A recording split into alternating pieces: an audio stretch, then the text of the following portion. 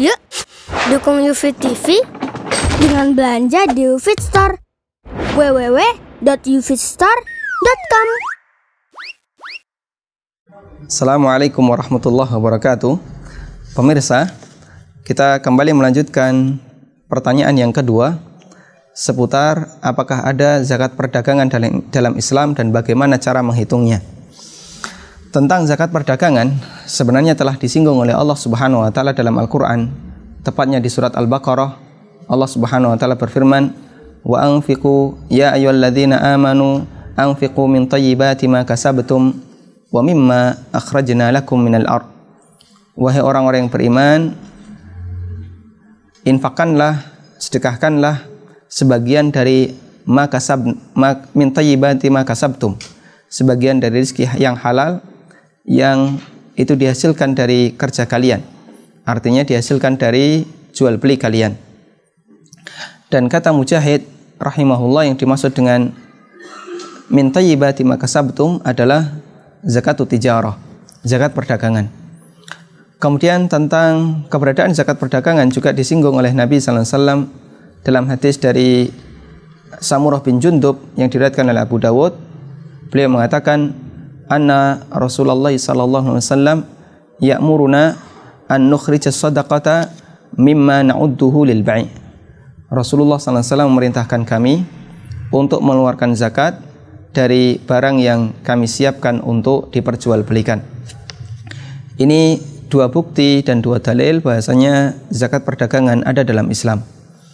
Kemudian tentang bagaimana perhitungan zakat perdagangan, para ulama mengatakan bahasanya perhitungan zakat perdagangan itu mengikuti perhitungan zakat mal, mengikuti perhitungan zakat emas atau uang yang dinyatakan oleh Nabi sallallahu alaihi wasallam dalam hadis yang diriwayatkan oleh Abu Dawud dari Ali bin Abi Thalib, bahasanya perhitungan zakat mal itu nisabnya adalah 83 gram emas, kemudian dikeluarkan 2,5%. Zakat perdagangan juga demikian. Jika barang yang diperdagangkan itu telah mencapai 83 gram emas nilainya, maka jika selama setahun dia tidak mengalami pengurangan, di situ wajib dizakati 2,5%. Karena itulah zakat perdagangan perhitungannya digabung dengan zakat mal, karena dia masuk bagian dari mal. Terus apa yang dihitung? Yang dihitung adalah barang yang diperdagangkan, barang yang dijual.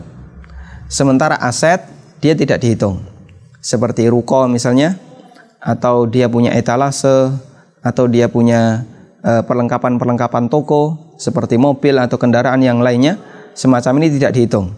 Tapi yang dihitung adalah apa yang dijual, bukan apa yang menjadi fasilitas. Kalau yang menjadi fasilitas ini semuanya tidak masuk perhitungan zakat. Sementara apa yang dijual itu yang masuk perhitungan zakat. Ketika ada orang yang dia jual beli misalnya alat-alat komputer, peripheral, dia punya ruko, dia punya kendaraan, dia punya etalase yang banyak dan seterusnya. Mana yang dihitung? Jawabannya yang menjadi perdagangan dia. Sementara rukonya, kendaraannya tidak dihitung dalam perhitungan zakat. Kemudian harga mana yang menjadi acuan? Jawabannya adalah harga kulak, harga kulaknya, dan bukan harga jual. Kenapa bukan harga jual? Karena harga jual itu sudah ditambah margin, keuntungan. Sementara margin itu belum dia dapatkan. Margin itu baru dia dapatkan ketika ada pembeli. Padahal zakat itu dibebankan ketika harta itu sudah ada di tangan kita, sudah menjadi hak kita.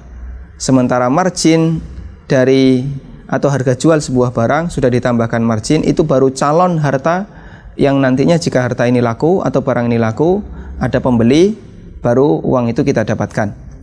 Karena itulah yang menjadi acuan bukan harga jual ke konsumen, tapi yang menjadi acuan adalah harga pokok ketika kita membeli barang itu.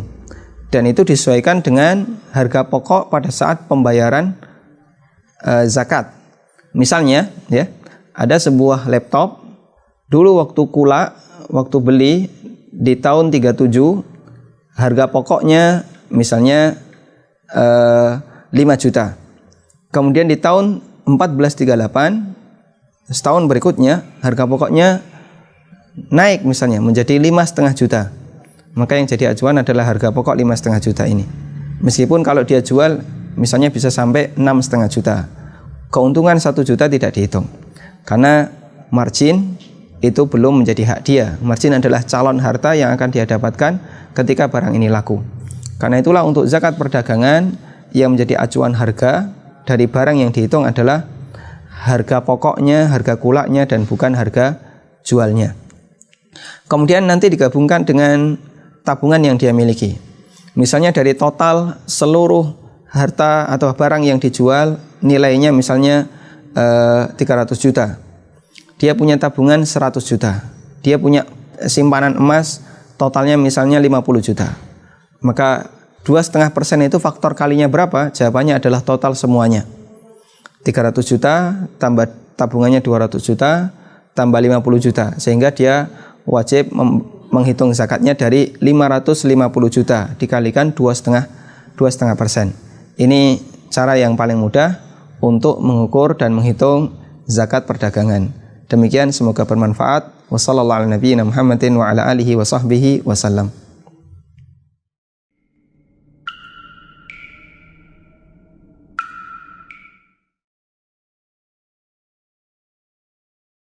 Assalamualaikum. Gimana? Menarik kan videonya? Saksikan video-video UFIT TV lainnya di www.ufit.tv. Nonton UFIT TV yuk!